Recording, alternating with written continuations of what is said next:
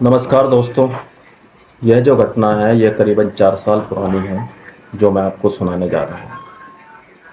यह मैं कहीं पढ़ रहा था तो मुझे लगा कि मैं आपसे भी शेयर करूं। दोस्तों, मुंबई का एक हॉस्पिटल होता है जहां पर एक 14 वर्षीय नाबालिग लड़की एडमिट होती है।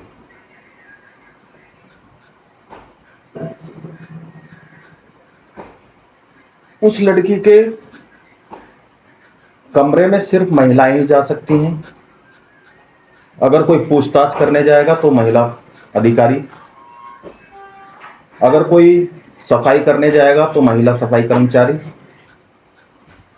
अगर कोई मिलने जाएगा तो सिर्फ वो महिला ही होनी चाहिए। वहां पुरुष नाम से या पुरुष नाम के व्यक्ति से कोई एंट्री नहीं होती है या पुरुष नाम वहां लिया भी नहीं जाएगा।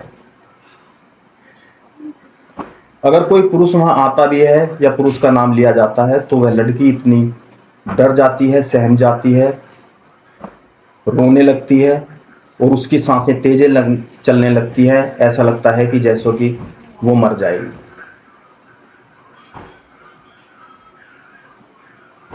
इस लड़की के साथ हुई घटना 2012 के निर्भया कांड जैसी घटना से कमतर नहीं आंकी जा सकती।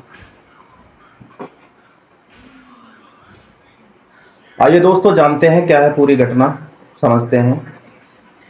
आदाब, सत श्री अकाल, नमस्कार। मैं हूं अनुज त्यागी। तो दोस्तों, यह घटना है महाराष्ट्र के पुणे शहर की। महाराष्ट्र के पुणे में एक थाना लगता है बनवाड़ी क्षेत्र। बनवाड़ी क्षेत्र की रहने वाली 14 वर्षीय लड़की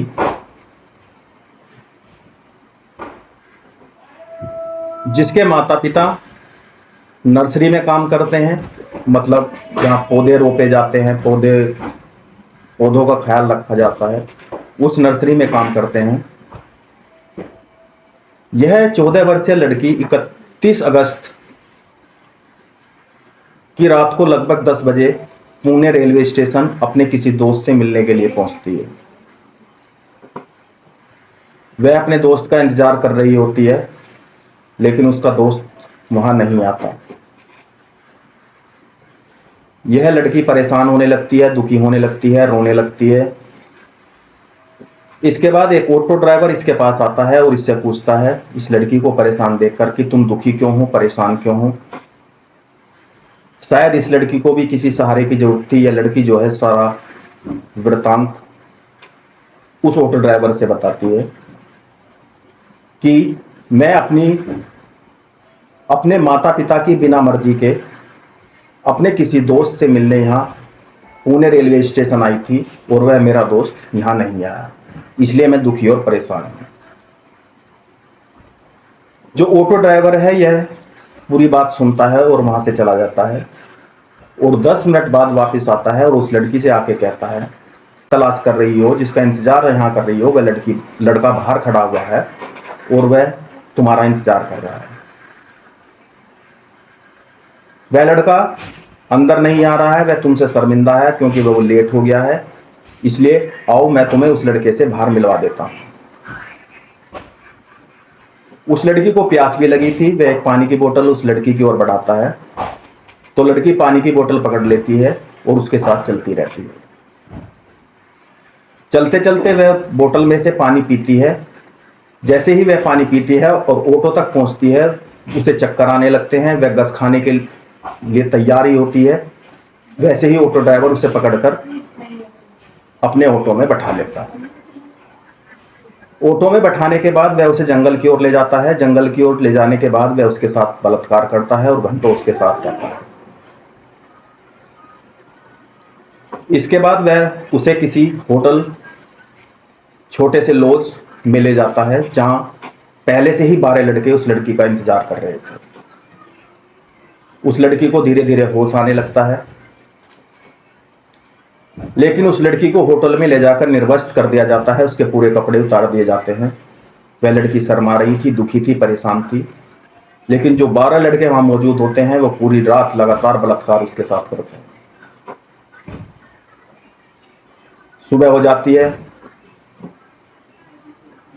वह लड़की रोती है, चिल्लाती है, लेकिन कोई उसकी आवाज़ सुनने वाला नहीं था। यहाँ तक कि होटल का मालिक ने भी उसकी आवाज़ नहीं सुनी। ना जाने क्यों नहीं सुनी। वह चिल्ला रही थी, वह दुखी हो रही थी, वह परेशान हो रही थी। सुबह से लेकर शाम हो जाती है, लगातार उसके साथ 12 के 12 लड़के बलात्कार करते रहते हैं।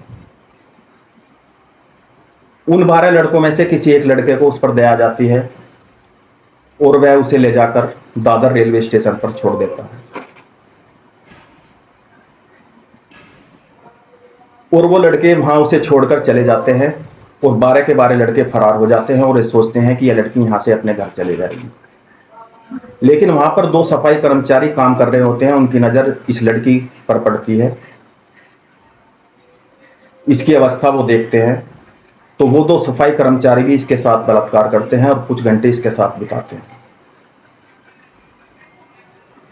वो दोनों सफाई कर्मचारी इस लड़की को किसी ऐसी ट्रेन में बैठा देते हैं जिसकी दिशा उत्तर की दिशा में होती है। वह लड़की कई सौ किलोमीटर ट्रेन में बैठकर चंडीगढ़ पहुंचती है। चंडीगढ़ पहुंचने के बाद ट्रेन रुक जाती है। रुकने के बाद सवारी उतरती हैं, पैसेंजर उतरते हैं और यह लड़की एक कोने में बैठकर डरी हुई, सहमी हुई रो रही थी। लेकिन किसी भी पैसेंजर या किसी भी व्यक्ति की नज़र इस लड़की पर नहीं पड़ती। तभी वहां से एक जीआरपी का जवान गुजर रहा था। जीआरपी के जवान की नज़र इस लड़की पर पड़ती है और वह इस लड़की से पूछता है कि तुम डरी हुई, सहमी हुई क्यों हो? क्या मैं तुम्हारी कोई मदद कर सकता हूं? लेकिन यह लड़की वह उस जीआरपी के जवान को देखकर और डर जाती है और सहम जाती है और ज़्यादा रोने लगती है। उसे लगता है कि कहीं ना कहीं यह आदमी भी, यह पुरुष भी उसके साथ ही ऐसा करना चाहता है जैसे उन 12 लड़कों ने इसके साथ किया या उन आदमियों ने इसके साथ किया। लेकिन जीआरपी जवान बहुत अच्छा आदमी था, वह उस पर नज़र बनाए रख रहा था। गाड़ी खाली हो जाती है, उसका स्टॉपेज चंडीगढ़ स्टेशन तक ही होता है। वह लड़की भी उतरकर एक कोने में बैठकर फिर से रोने लगती है, डरी हुई, सहमी हुई। लेकिन वह जीआरपी का जो जवान है वो उसे देखता रहता है। वह समझ जाता है कि कुछ ना कुछ गड़बड़ है।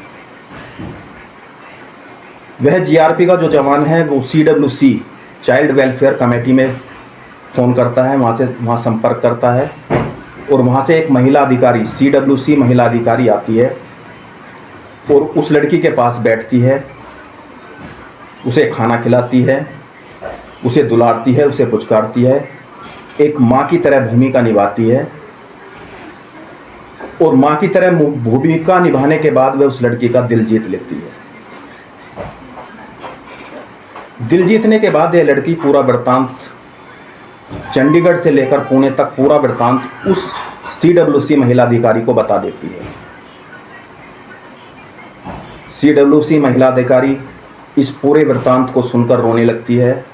वह जीआरपी का जवान भी रोने लगता है, उनकी आंखों में आंसू आ जाते हैं।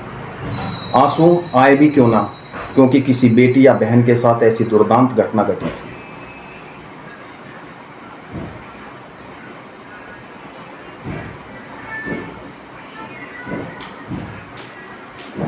अगर कुछ होना है या होना चाहिए तो वो उन दुर्दांतों के जिन्होंने इस लड़की के साथ वहसीपन किया था उनके लिए बद्दुआ ही निकलती हैं। उनको कानून से कानून की सख्त मांग की जाती है।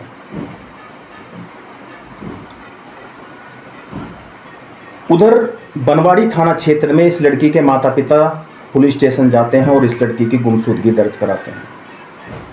जो बनवाड़ी थाना क्षेत्र की पुलिस होती है वही बहुत अच्छी होती है, वह इसमें इनके माता पिता का पूरा सहयोग करती है। उसका मोबाइल की कॉल डिटेल CDR वगैरह निकलवाती है और आसपास के CCTV कैमरे खंगालती है, लेकिन कोई सुराग नहीं लगता।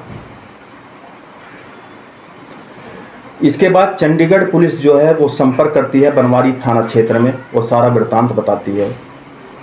तो बनवाड़ी थाना क्षेत्र की पुलिस कहीं ना कहीं समझ जाती है कि वह यही लड़की है जिसकी गुमशुदगी दर्ज कराई गई थी। इस लड़की को जहाज के माध्यम से मुंबई लाया जाता है मुंबई लाने के बाद इसे हॉस्पिटल में एडमिट किया जाता है और एक पुलिस महिला अधिकारी इस लड़की के बयान लेती है। लड़की अपना पूरा बयान देती है और सारी कहानी बताती है। पुलिस त्वरित कार्रवाई करती है, एक्शन में आ जाती है और पुलिस ने जितने भी आसपास के 100 से ज़्यादा सीसीटीवी कैमरे थे वो सारे खंगाले और एक सीसीटीवी कैमरे में वो ऑटो ड्राइवर और उसमें बैठी ये लड़की दिखाई दे जाती है, जो सीसीटीवी कैमरे में रिकॉर्ड हो जाती है। सीसीटीवी कैमरे से उस ऑटो का नंबर निकल जाता है। नंबर निकलने के बाद पुलिस उस आरोपी को गिरफ्तार कर लेती है। उसके बाद ये 12 के 12 आरोपी गिरफ्तार हो जाते हैं। और जो लड़की ने बयान दिया था कि दादर स्टेशन पर सफाई कर्मचारियों ने उसके साथ बलात्कार किया था, वो दोनों भी गिरफ्तार कर लिए जाते हैं। इसमें कुल मिलाकर 16 गिरफ्तारी होती हैं। 16 के 16 आरोपियों को जेल भेज दिया जाता है।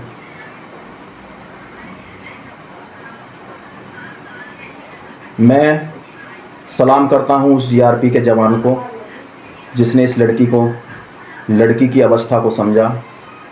मैं सलाम करता हूं CWC की महिला अधिकारी को जिसने मां की भूमिका निभाकर इस लड़की से सब सच जाना। मैं सलाम करता हूं बनवारी थाना क्षेत्र की पुलिस को जिसने 4-5 दिन के अंदर ही ये केस सोल्व कर दिया और सारे आरोपियों को गिरफ्तार कर लिया। इस कहानी का मकसद आपको परेशान या दुखी करना नहीं है, बल्कि आपको सचेत और जागरूक करना है। धन्यवाद दोस्तों।